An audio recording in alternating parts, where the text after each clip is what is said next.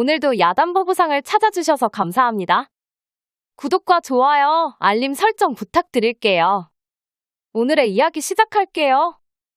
옛날 어느 깊은 산골에 저마다 사연을 가진 사람들이 모여 사는 자그마한 고을이 있었답니다. 그 고을은 골이 깊고 산세가 험하여 사람이 살기에는 너무나 척박한 땅이었으나 그런 힘듦을 감수하면서도 제법 많은 사람들이 모여 살고 있었습니다. 헌데 고을을 자세히 들여다보면 거기에 살고 있는 사람들의 행색이 너무나 초라한 사람들이 많았는데 대부분이 썩은 관료들 때문이거나 또는 그 썩은 관료들을 이용하여 등을 치는 사람 때문에 도망치듯이 고향을 떠나 척박한 이곳으로 오게 된 사람들이었죠. 그리고 그 고을에는 그런 사람들을 위해 조금이라도 자신의 의술이 도움이 될까 싶어 갓 태어난 아들 준우를 키우며 부인인 수혜와 함께 병자를 치료해주던 복강이라는 사람이 있었습니다. 이게 도대체 뭐 하는 짓인가요? 젖을 물리고 아들 준우를 재운 뒤 서방을 도와주기 위해 방으로 찾아왔다가 부인 수혜는 복강이 치료하는 걸 보고 깜짝 놀라고 말았습니다. 뭐 하는 짓이라니요? 지금 병자를 치료 중인 게 보이지 않는 게요. 여인 한 명이 오래된 상처를 부여잡고 고통스러워하며 복강을 찾았는데 얼마나 상처가 오래되었는지 이미 상처 부위에서는 구더기가 나오고 있었고 정도가 너무 심각하여 사내는 구더기를 제거하고는 입으로 고름을 짜내고 있던 중이었습니다. 의원이면 당연히 병자를 고치기 위해 그리할 수도 있는 문제였으나 부인이 자기도 모르게 목소리를 높인 이유가 있었으니 그건 여인이 상처를 입고 온 부위가 하필이면 사내에게 보이면 안 되는 곳 바로 옆이라 아무리 치료를 하는 거라 해도 그 모습을 보고 깜짝 놀랄 수밖에 없었던 것이었죠. 아무리 그래도 그렇게까지 하셔야 하는지요? 부인, 그렇게까지가 아니라 이렇게까지라도 해야 하는 것이요. 병자를 살리는데 부끄러움이 어디 있고 보지 않을 곳이 어디 있단 말이요. 부인처럼 이 여인도 그리 하였기에 병을 이리도 키우고 온 게 아니요. 그러니 명심하시오. 내가 아니라 부인이 병자를 살리게 되더라도 부끄러움은 사칠한 것을 말이요. 부인은 서방의 말에 아무런 대꾸도 할 수 없었습니다. 서방의 말이 하나 틀린 게 없었기에 오히려 화를 낸 자신이 부끄러웠기 때문이었죠. 죄송해요. 저도 모르게 그만 그리 행동을 한 것 같아요. 부인이 그렇게 뉘우쳐 주시니 오히려 내가 미안하오. 허면 이제 탕약을 끓여서 먹여봅시다. 사내는 그리 말하고는 약재들을 부인에게 불러주었고 부인은 하나하나 듣더니 하오나 불러주신 약재가 부족한데 어찌할까요? 의원인 복강의 심성이 돈보다는 사람을 우선하였기에 언제나 약재는 부족하였고 그나마 있는 약재도 약재상에게 외상을 하고 들여오고 있는 실정이었지요. 그럼 내 산에 잠깐 다녀오겠소? 흔한 약재라 산에서 구해오면 될 것 같소이다. 복강 역시 약재가 부족하다는 걸 알기에 약효가 떨어지더라도 급한 대로 산에서 캐올 때가 많았습니다. 지금 밖에 눈이 이렇게 오는데 산으로 가시려고요? 조금 있으면 해도 질 듯한데요. 걱정 마시오. 산속이야 눈을 감고도 다녀올 수 있는 곳 아니오. 계절은 한겨울을 지나가고 있는 중이라 밖은 한방눈이 펑펑 내리고 있었고 산속에서 길이라도 잃을까 염려돼 그리 말하였으나 복강은 병자를 고치는 게 먼저라 대수롭지 않게 여기며 집을 나서 산으로 발걸음을 옮겼습니다. 한편 근처 산속에서는 관군들이 누군가를 쫓고 있었고 관군의 수장으로 보이는 사내가 부하를 닥달하고 있었습니다. 엄도불괴죄를 저지른 그 자를 아직도 잡지 못하였단 말이냐. 사람이 부족하면 더 풀어서라도 산을 샅샅이 뒤져 잡아오너라. 사내의 입에서 음도불괴죄를 거론하는 걸로 봐서는 몰래 반역을 도모하다가 일이 잘못되어 쫓기게 된 듯 보였습니다. 하오나, 전날의 전투로 수하들이 많이 지친 상태입니다. 여긴 산세가 험하고 더군다나 밖은 눈이 내리고 있사온데 해가 진 지금 산으로 수하들을 내보내는 것은 너무나 위험하옵니다. 분위기로 보아 지금 쫓기는 산에 또한 수하들이 있었고 전날 전투를 벌이다가 패하여 그대로 산속으로 도망간 듯 했습니다. 멋이라. 내 녀석이 미치기라도 한 것이야. 명을 내리면 받들면 될 것을. 군역으로 끌려온 저런 미천한 것들이 산속에서 몇 죽는다 한들 그게 무슨 상관이더냐. 지금은 그자를 잡는 게 우선인 걸 왜 모르는 것이야. 수장으로 보이는 사내는 그리 말하고 나서 그대로 발길질을 하여 수하를 차버렸고 아무런 저항을 할 수 없었던 사내는 힘없이 쓰러지고 말았습니다. 그때였습니다. 군막 밖이 소란스러워지더니 쫓던 사내를 잡았다는 소식이 들려왔고 곧이어 군막 안으로 수하들에 의해 사내 한 명이 끌려 들어왔는데 수장의 반응이 이상했습니다. 도대체 이자는 누구길래 군막 안으로 들인 것이야. 나으리, 저는 약초를 캐기 위해 산에 오른 의원일 뿐입니다. 그러니 제발 넓은 아량으로 돌려보내 주십시오. 군막 안으로 끌려온 사내는 약초를 캐기 위해 산에 올랐던 복강이었고 수하들은 복강이를 보고 찾던 사내로 오해하고 말았던 것이었죠. 어찌 이를 이리 엉망으로 할 수 있는 것이야. 이런 미천한 것들 같으니라고. 그렇게 말하고 수장은 조금 전 발로 차버린 수하에게 말했습니다. 넌 이 녀석을 끌고 나가 목을 쳐버리고 당장 수하들을 전부 풀어 그자를 잡아오너라. 수하는 수장의 말에 주먹이 불끈 쥐어졌습니다. 억울하게 목이 달아나게 된 복강이를 제외하고도 지금껏 군을 이끌면서 수장은 그저 마음에 들지 않는다는 말도 안 되는 이유로 너무나 많은 목숨들을 해하였기에 가슴속 저 밑바닥에서 분노가 올라온 것이었죠. 돌려보내지 않고 목을 치라뇨. 죄 없는 백성이옵니다. 시끄럽구나. 당장 명을 받들지 않으면 내 녀석 목부터 베어주마. 수장의 말이 헛말이 아니란 걸 알기에 수하는 쥐었던 손을 다시 풀 수밖에 없었습니다. 수장의 동아줄이 이미 썩어버린 조정에 그것도 권력의 중심인 사람에게 이어져 있었고 여기서 그를 막을 수 있는 사람은 그 누구도 없었기에 그저 복강을 끌고 밖으로 나가 목을 칠 수밖에 없었던 것이었죠. 그 시각 약초를 캐러 나간 복강이 밤이 늦도록 돌아오지 않자 수에는 잠에 들지 못하고 밖으로 나와 발만 동동 구르고 있었습니다. 서방님이 왜 이리 오시지 않으시지? 이런 적은 한 번도 없었는데. 안 되겠어. 내가 나가봐야겠어. 복강이 너무나 걱정된 수에는 갓난아이인 준우를 옆집에 맡기고 서방이 향하였던 산길로 서둘러 오르기 시작했습니다. 눈 때문에 발이 푹푹 빠지다가 어느 곳은 또 녹았다 얼었는지 그대로 미끄러져 엉덩방아도 찌으며 수에는 계속해서 산을 올랐습니다. 그렇게 얼마쯤 갔을까? 눈 위에 붉은 선홍빛 자국이 눈에 들어왔고 그 자국이 어느 한 지점을 가리키는 듯 중간중간 이어져 있었습니다. 이게 뭐지? 아무리 봐도 핏자국 같은데. 수에는 선홍빛을 보고부터 불길한 생각들이 머릿속을 채워져 갔고 서둘러 핏자국이 끝나는 곳으로 발걸음을 재촉하였죠. 저게 뭐람?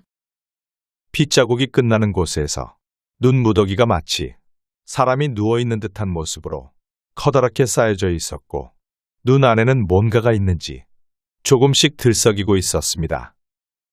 수에는 그 모습을 확인하자마자 다급하게 손으로 쌓인 눈을 이리저리 파헤쳤는데 거기에는 서방이 아닌 의식을 잃고 쓰러진 처음 보는 사내 한 명이 누워 있었습니다.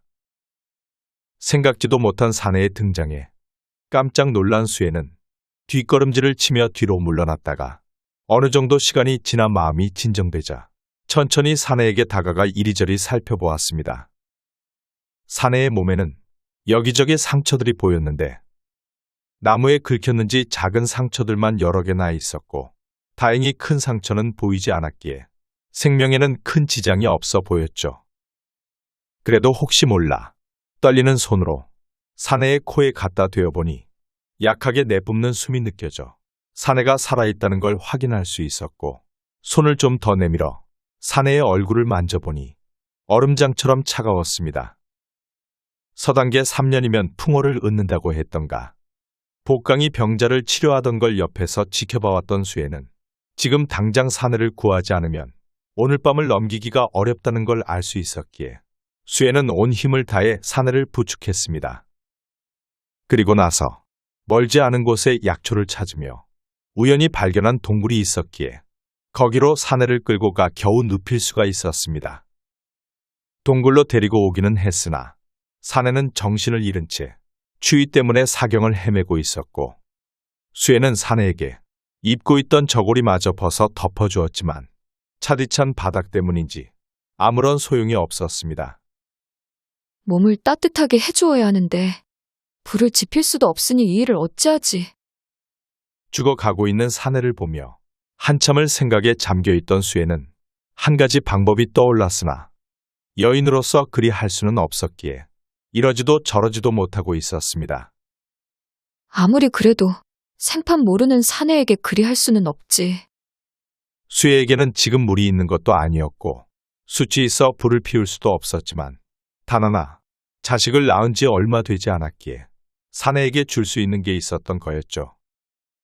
그래, 사람을 살리는데 여인의 수치가 무슨 상관이야. 서방님이 이 모습을 보셨다면 어미 꾸짖고도 남으셨겠지. 수혜는 그리 생각을 고쳐먹고 떨리는 손으로 옷고름을 풀어서는 사내를 일으켜 조심스럽게 입에 물려주었습니다. 얼마간의 시간이 지난 후 사내의 몸에서는 온기가 느껴지기 시작했고 수혜는 그제야 마음을 놓을 수 있었습니다. 내가 사람을 살렸구나. 사람을 살렸어. 그 일이 있고 며칠 후 사내를 살려 집으로 데리고 오기는 했으나 정작 집으로 돌아와야 하는 서방이 돌아오지 않아 수혜의 마음은 타들어가고 있었습니다. 서방님 어디 계셔요? 산을 올라도 보이지 않으시고 다른 이가 본 적도 없다고 하는데. 집에 안주인 계시는감? 서방이 걱정되어 눈물 짓고 있던 수혜에게 누군가가 집으로 찾아와 불렀고 귀에 익은 목소리라 수혜는 얼굴을 일그러뜨리며 밖으로 나가 그를 맞이하였죠. 기별도 없이 웬일이세요? 약재가 필요하다고 한 적도 없는데.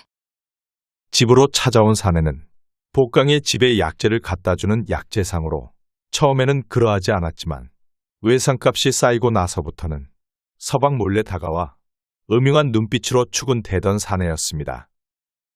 웬일이긴? 서방이 없어졌다는 소식이 들려오길래 내 심히 걱정이 되어 이리 찾아왔지. 그래, 아직 소식이 없는 겐가? 지금 소식이 끊긴 지가 사흘이 넘었어요. 하하, 그거 참 큰일은 큰일일세. 허나, 그건 그 일이고 밀린 외상값은 어찌할 생각인감? 자네 서방이 이대로 돌아오지 않으면 내 돈 500냥을 자네가 다 갚아야 하는 건 알고 있을 테지? 500냥이라니요? 그런 말도 안 되는 금액이 어디서 나왔나요? 비록 외상을 하기는 했으나 그 빚은 10분지의 1인 50냥 수준이었기에 수혜는 놀라 되물었고 사내는 수혜의 그런 모습을 보더니 자네도 기니 나에게 할 말이 많은 모양이니 방으로 들어가 같이 오붓하게 이야기를 나눠봄세. 하하하.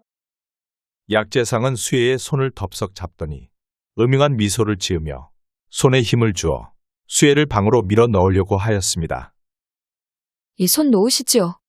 벌건 대낮에 아녀자를 이리 희롱하십니까? 좋은 말로 할 때 방으로 들어가자. 서방도 없는 주제에 무슨 봉변을 당하려고 이리 뻗팅기는 것이야. 우악스러운 사내의 힘을 당해 낼 재간이 없었던 수혜는 비명을 내지르며 방으로 끌려 들어가는데 감히 은인에게 무슨 짓을 하는 것이야? 산에서 쓰러졌던 사내가 소란스러운 소리에 밖을 내다보았다가 수혜가 곤경에 처한 걸 보고는 그대로 약재상에게 달려들어 주먹을 휘둘렀습니다. 헌데 몸이 아직 회복이 채 다 되지도 않았을 것인데 힘이 어찌나 세던지 약재상은 주먹 한 방에 마당으로 나가 떨어져 버렸고 사내는 쓰러진 약재상에게 다가가 번쩍 들더니 변소에 던져버리는 게 아니겠습니까? 내 녀석이 하는 행실이 거기와 같구나. 씹어 먹어도 시원찮을 더러운 녀석 같으니라고. 약재상은 똥물을 한 바가지 뒤집어 쓴 채 뭐가 그리 억울한지 사내를 보며 감히 이러고도 너희들이 무사할 성시푸냐? 내 가만히 있지 않을 것이야. 아직도 정신을 차리지 못한 약재상이 사내를 보며 그리 말하자 이참에 버릇을 단단히 고쳐줘야겠다 생각한 사내는 주먹을 더욱 꽉 쥐고는 약재상에게 다가갔는데 약재상은 그런 사내를 보자 겁을 집어먹고 그대로 주랭랑을 놔버렸습니다. 고맙습니다, 선비님. 이 은혜를 어찌 갚아야 할지. 은혜라니요. 오히려 제가 은혜를 갚아야지요. 거기까지는 좋았으나 오늘 일어난 일이 엄청난 불행으로 변해 수혜를 향해 다가올 거라고는 그때는 알지 못하였죠. 다음 날 어찌된 영문인지 관군의 수장이 수하들을 잔뜩 데리고 와서는 수혜를 끌어내 당장이라도 검을 휘두르려고 하는 게 아니겠습니까? 내가 역적을 살려주었다던 그 계집이냐? 역적을 살려주다니요. 그런 적은 결단코 없사옵니다. 그러니 제발 살려주세요, 나으리. 자신이 구해준 사내가 역적으로 몰렸단 걸 알리 없는 수혜는 눈물을 흘리며 억울함을 호소하였으나 오히려 그런 모습에 관군의 수장은 콧방귀를 뀌며 수하들에게 말했습니다. 시끄럽다. 찾아보면 될 일. 뭣들 하고 있는 것이야. 어서 이곳을 샅샅이 뒤지거라. 수장의 명예 수하들은 온 집안을 뒤졌지만 사내는 코빼기도 보이지 않았고 방 안에 있는 물건들을 마당에다 던지는 바람에 약재들만 나뒹굴고 있었습니다. 어디다 숨겼느냐? 산에서 그자를 데려와 치료를 해주었다 들었거늘. 그새 정이라도 든 것이야. 서방이 돌아오지 않는 것도 서러울 지경인데 갑자기 나타나 산에서 구해준 사내를 보고 역적이라 말을 하니 수혜는 하늘이 무너지는 것 같았고 정신이 아늑해지며 다리가 후들거렸기에 그만 자리에서 주저앉고 말았습니다. 드디어 기억이 났구나. 지금이라도 그자가 어딨는지 말을 하면 목숨은 살려주마. 수혜는 답답할 지경이었습니다. 사내가 여기에 있었던 건 틀림없었으나 수장이 나타나기 얼마 전 어떻게 알았는지 처음 보는 사내가 찾아와 사내에게 위험을 알리고는 같이 사라져 버린 것이었죠. 정말로 몰랐습니다. 제가 치료를 해준 것은 맞으나 나으리가 도착하시기 전에 처음 보는 사내가 찾아와 그자를 데리고 갔습니다. 정말 그뿐이옵니다. 그러니 제발 살려주세요. 겁에 질린 수혜가 땅바닥에 납작 엎드리며 관군의 수장에게 살려달라 말을 할 때 의외의 인물이 나타나 충격적인 말을 전하였는데 그 사람은 다름 아닌 그날 치욕을 당했던 약재상이었습니다.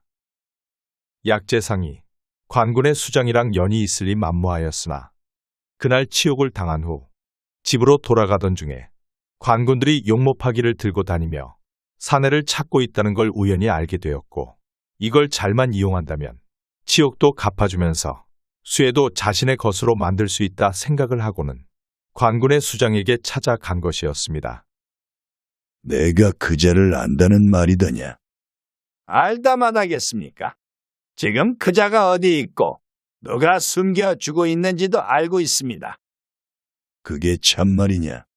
그래, 누가 숨겨주고 있는지 어서 말해보거라. 여기서 가까운 거리에 의원이 하나 있사온데 거기에 살고 있는 계집과 눈이 맞아. 그 집에 숨어 있는 걸 제가 똑똑히 보았습니다. 약재상은 없는 말까지 꾸며가며 사내에게 말을 하였고 그 말 때문에 뜻밖의 사실도 알게 되었죠. 그 계집이 의녀라도 된다는 말이더냐? 계집이 의녀가 아니라 그의 서방이 의원이었는데 며칠 전 산에 올랐다가 돌아오지 않고 있습니다. 여인의 서방이 의원이라 말하며 산에 올랐다 돌아오지 않았다고 하자 관군의 수장이 껄껄 웃기 시작하였는데 그 웃음은 한동안 멈추지 않았고 심지어 너무 웃은 나머지 눈가에 눈물이 고일 지경이었습니다. 내가 살다 이런 웃긴 경우도 처음이다. 이참에 그 계집도 궁금하구나. 서방이 나의 손에 죽임을 당했다는 걸 안다면 어떤 표정을 지을지. 그렇게 약재상의 말 때문에 관군의 수장은 수혜의 집으로 오게 되었고 지금의 사단이 일어나게 된 것이었죠. 그리고 이런 사실을 알리 없는 수혜는 약재상의 입에서 흘러나오는 말에 크나큰 충격을 받고 말았습니다. 아하, 지금 어디 안전이라고 거짓을 고하는 것이야. 내 서방이 나으리께 죽임을 당한 걸 알고는 복수를 하기 위해 그 사내와 정을 나누는 걸 내 두 눈으로 똑똑히 보았거늘? 지금 그게 무슨 말인가요? 서방님이 죽다니요. 내 서방이 얼마나 살려달라 빌던지. 허나 어쩌겠느냐. 재수가 없었던 걸. 그래도 걱정하지 말거라. 고통 없이 단칼에 보내주었으니. 수혜가 서방의 죽음을 믿지 못하고 온몸으로 그 사실을 부정하자 관군의 수장은 그런 수혜의 모습과 얼굴을 골똘히 보면서 그저 껄껄 웃기만 하였습니다.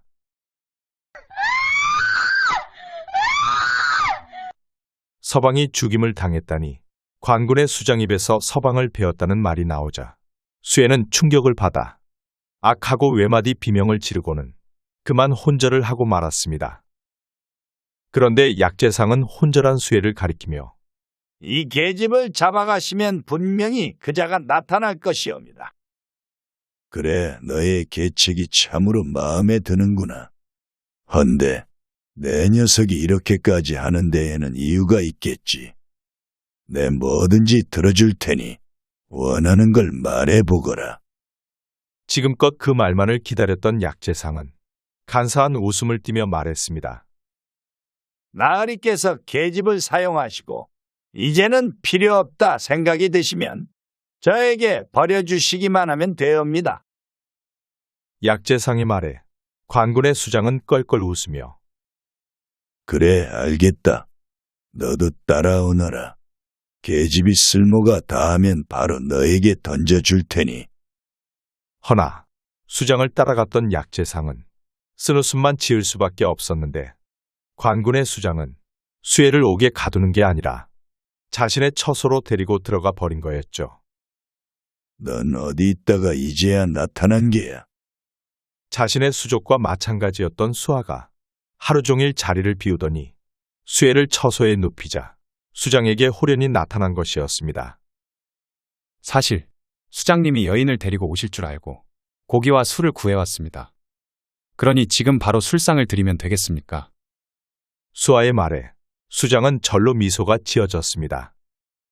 죄인을 추적하기 전에는 하루라도 술을 먹지 않은 적이 없었던 사내였는데 술과 여인을 함께 할 수 있다는 생각에 춤이라도 추고 싶은 심정이었죠. 그래, 드리거라. 오늘 한번 진탕으로 먹어야겠구나.